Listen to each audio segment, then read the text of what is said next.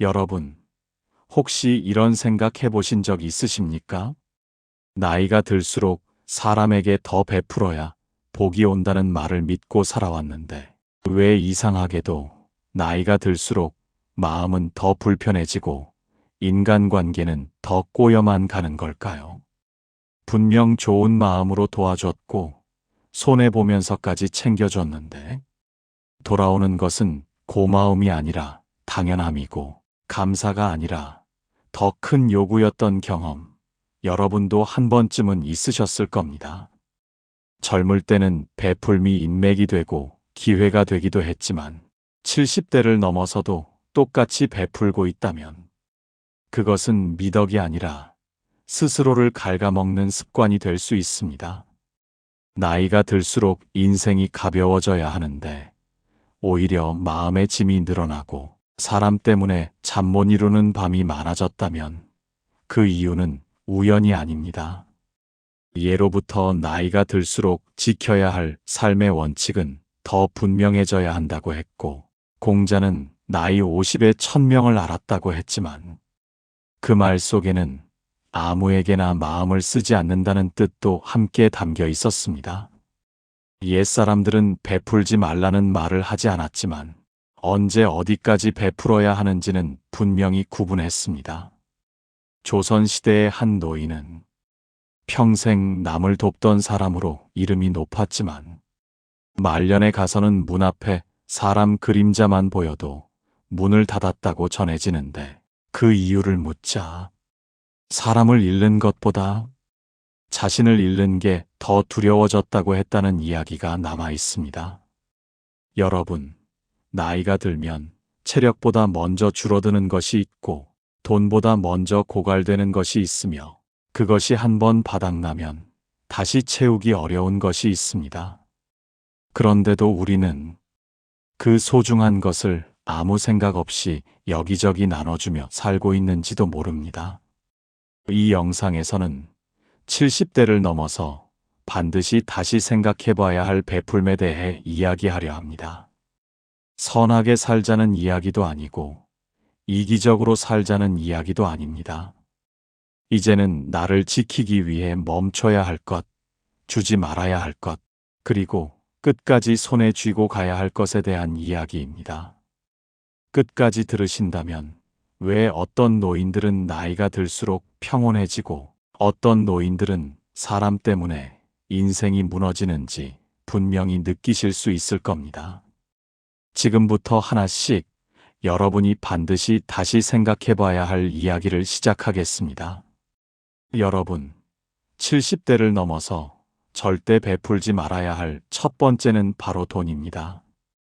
이 말을 들으면 너무 각박하다고 느끼는 분들도 분명 계실 겁니다. 하지만 이것은 인심이 메말라서가 아니라 인생의 구조가 달라졌기 때문입니다. 젊을 때의 돈은 다시 벌 수 있지만 70대 이후의 돈은 삶의 안전망입니다. 예전에는 도와주고 나서 다시 일해서 채우면 됐지만 지금은 그렇지 않습니다. 그런데도 많은 분들이 정 때문에, 체면 때문에, 미안함 때문에 지갑을 엽니다. 한 번은 괜찮겠지, 이번만 도와주면 끝이겠지라는 생각으로 말입니다. 하지만 돈은 이상하게도 한 번 베풀기 시작하면 끝이 보이지 않습니다. 받는 사람의 마음 속에서는 감사보다 기준이 먼저 생기기 때문입니다. 이 사람은 필요하면 돈을 내주는 사람이라는 기준이 조용히 자리 잡습니다. 그 순간부터 그 돈은 도움도 아니고 선의도 아닌 당연한 몫이 됩니다. 옛날 속담에 호의가 계속되면 권리인 줄 안다는 말이 괜히 나온 게 아닙니다. 조선 후기 실학자 중 한 명도 말년에 친척들의 부탁을 단칼에 끊었다고 합니다. 젊을 때는 나누었지만 늙어서는 거절하는 것이 서로를 살리는 길이라 했습니다. 여러분, 돈을 빌려주고 나서 잠 못 이루는 밤을 보내본 적 있으십니까? 돌려달라는 말을 해야 하나 말아야 하나로 마음이 갈라진 경험 말입니다. 그 순간부터 그 관계는 이미 예전의 관계가 아닙니다. 돈은 사람을 돕는 동시에 사람 사이의 선을 무너뜨리는 힘을 가지고 있습니다. 특히 70대 이후에는 그 선이 다시 복구되기 어렵습니다. 받은 사람은 기억을 흐리게 만들고 준 사람만 날짜를 또렷이 기억합니다. 그래서 돈 문제는 항상 준 사람이 더 괴롭고 더 외로워집니다. 어느 마을에 평생 인심 좋기로 소문난 노인이 한 분 계셨다고 합니다. 그분은 누구에게나 돈을 빌려주고 대신 독촉은 하지 않았다고 합니다. 사람들은 그를 어른이라 불렀지만 말년에 그는 늘 혼자 술을 마셨습니다. 왜냐하면 사람들은 고맙다고 찾아오지 않고 또 필요할 때만 왔기 때문입니다. 결국 그는 이렇게 말했다고 전해집니다. 사람을 잃은 게 아니라 나를 너무 많이 나눠버린 것 같다고 말입니다. 여러분, 돈을 안 빌려준다고 인연이 끊어진다면 그 인연은 원래 얕은 것입니다. 진짜 관계는 돈이 없어도 남고 돈이 오가면 오히려 흔들립니다. 70대 이후의 돈은 생존과 직결된 문제입니다.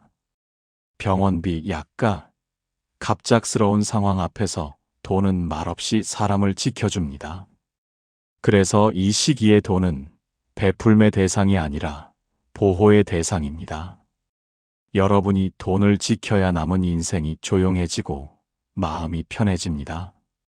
이것은 인색함이 아니라 지혜이고 차가움이 아니라 경험에서 나온 선택입니다.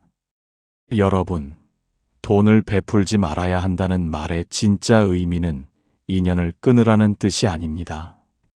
이 나이에 돈을 지키는 것은 인연을 지키는 가장 현실적인 방법이기도 합니다.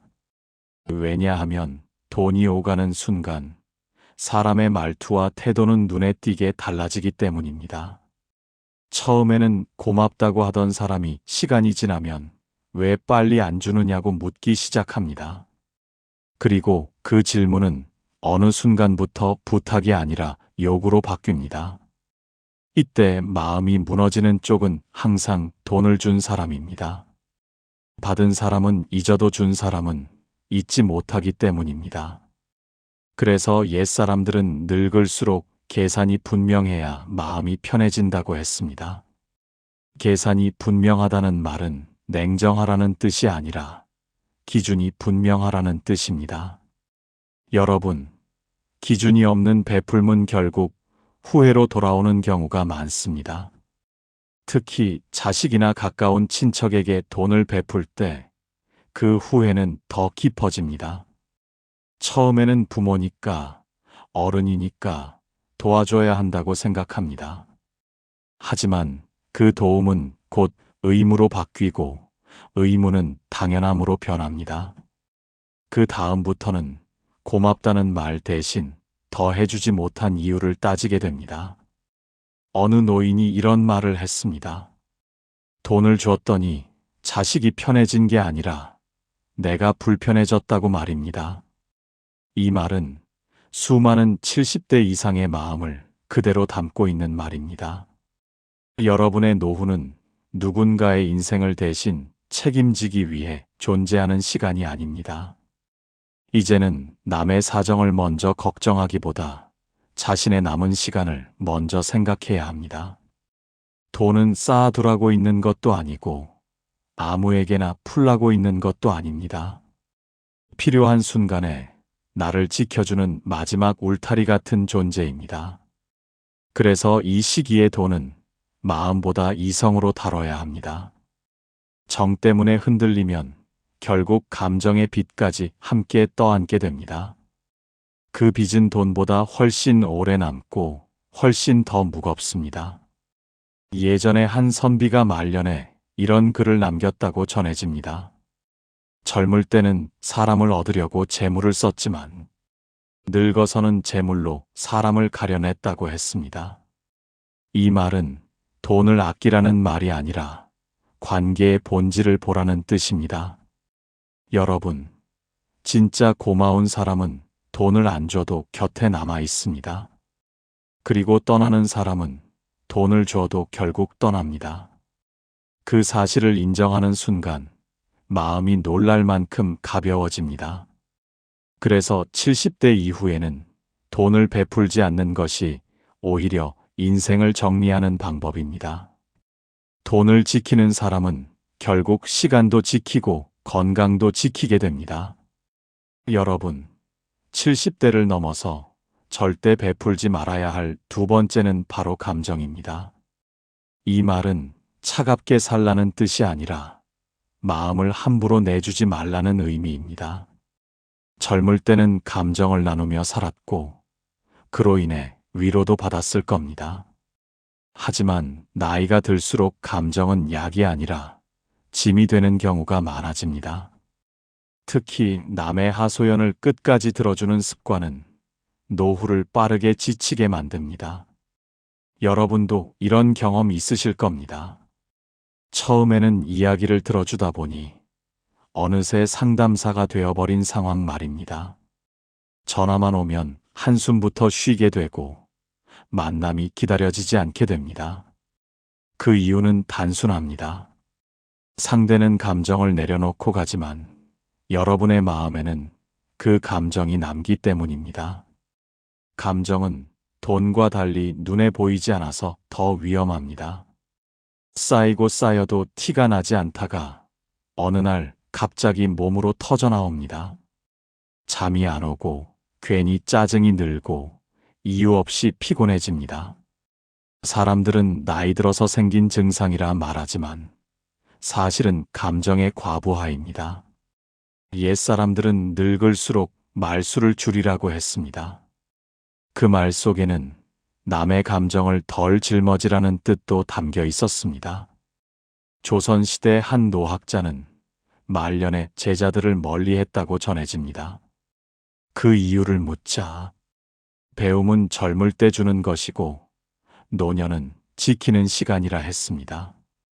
여러분, 누군가의 인생 문제를 대신 해결해 줄 수는 없습니다. 그런데도 우리는 왜인지 모르게 끝까지 들어주고 공감해 주려 합니다. 그 마음이 선해서가 아니라 거절하면 미안해질까 두렵기 때문입니다. 하지만 미안함으로 시작한 감정 베풀면 결국 후회로 끝납니다.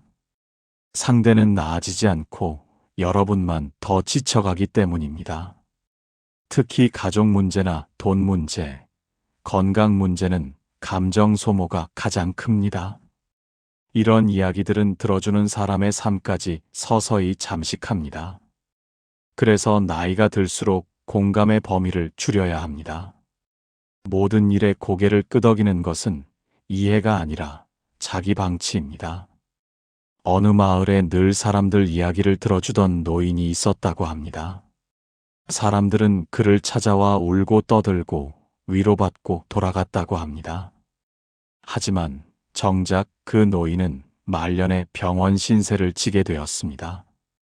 의사는 특별한 병이 아니라 오래 쌓인 스트레스 때문이라 했다고 합니다. 그 노인은 이렇게 말했다고 전해집니다. 사람들의 짐을 대신 들어주다 내 몸이 먼저 무너졌다고 말입니다. 여러분, 감정을 아끼는 것은 냉정함이 아니라 생존 기술입니다. 이 나이에는 기분 좋은 이야기만 들어도 하루가 금방 지나갑니다. 굳이 남의 불행까지 껴안고 잠자리에 들 필요는 없습니다. 감정을 나누는 것도 에너지가 있을 때나 가능한 일입니다. 이제는 감정을 베푸는 사람이 아니라 감정을 관리하는 사람이 되어야 합니다. 그래야 남은 인생이 조용해지고 마음이 가벼워집니다. 여러분, 70대를 넘어서 절대 베풀지 말아야 할 세 번째는 바로 시간입니다. 이 말을 들으면 시간이야말로 나누라고 있는 것 아니냐고 생각하실 수 있습니다. 하지만 이 나이의 시간은 젊을 때의 시간과 성질이 완전히 다릅니다. 젊을 때의 시간은 많고 가벼웠지만 지금의 시간은 적고 무겁습니다. 하루가 다르게 체력은 줄고 하루의 밀도는 점점 더 높아집니다. 그런데도 우리는 여전히 아무 약속에나 시간을 내주고 있습니다. 별로 내키지 않는 모임, 의미 없는 전화, 반복되는 방문 말입니다. 시간을 내주고 나면 이상하게도 마음이 더 피곤해집니다. 그 이유는 그 시간이 나를 회복시키지 못하고 소모시키기 때문입니다. 여러분, 시간은 돈보다 되돌릴 수 없다는 점에서 더 귀중합니다. 돈은 다시 벌 수 있지만 지나간 오후 1시간은 다시 오지 않습니다. 그래서 옛사람들은 늙을수록 약속을 줄이라고 했습니다. 약속을 줄인다는 것은 사람을 줄이라는 말이 아니라 삶을 정리하라는 뜻입니다. 조선시대 한원로 대신은 말년에 외출을 거의 하지 않았다고 합니다. 사람들은 그가 고집이 세졌다고 수군거렸지만 그는 이렇게 말했다고 합니다. 이제는 누구를 만났느냐보다 오늘 하루를 어떻게 보냈느냐가 더 중요하다고 말입니다. 여러분, 시간을 아무에게나 주기 시작하면 하루가 남의 일정으로 채워집니다. 그러다 보면 정작 나를 위해 쓸 시간은 늘 마지막으로 밀려납니다. 병원 갈 시간, 쉬어야 할 시간, 조용히 앉아 있을 시간 말입니다. 이런 시간들이 사라지면 몸과 마음은 동시에 약해집니다. 특히 쓸데없는 방문이나 목적 없는 전화는 시간을 가장 많이 갉아먹습니다.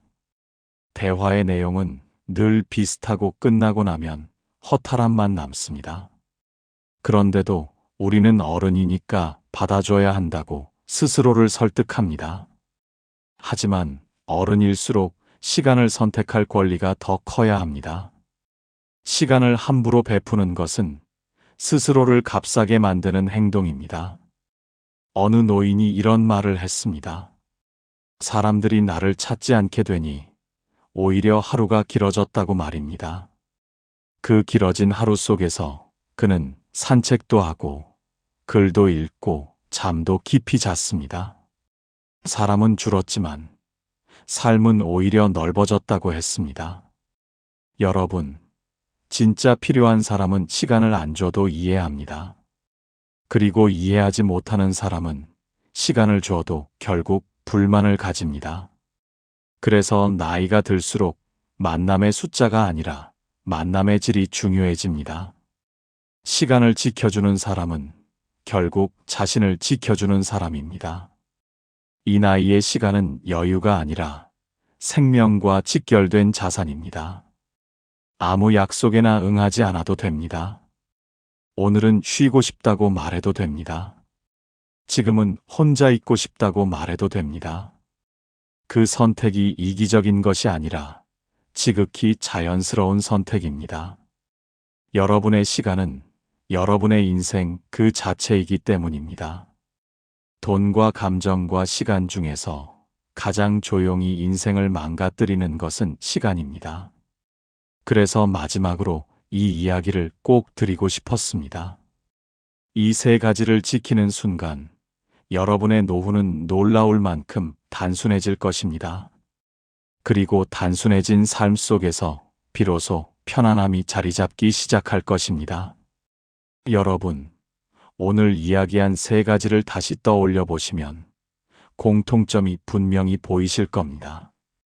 돈도 감정도 시간도 모두 줄어들수록 더 소중해지는 것들이라는 점입니다.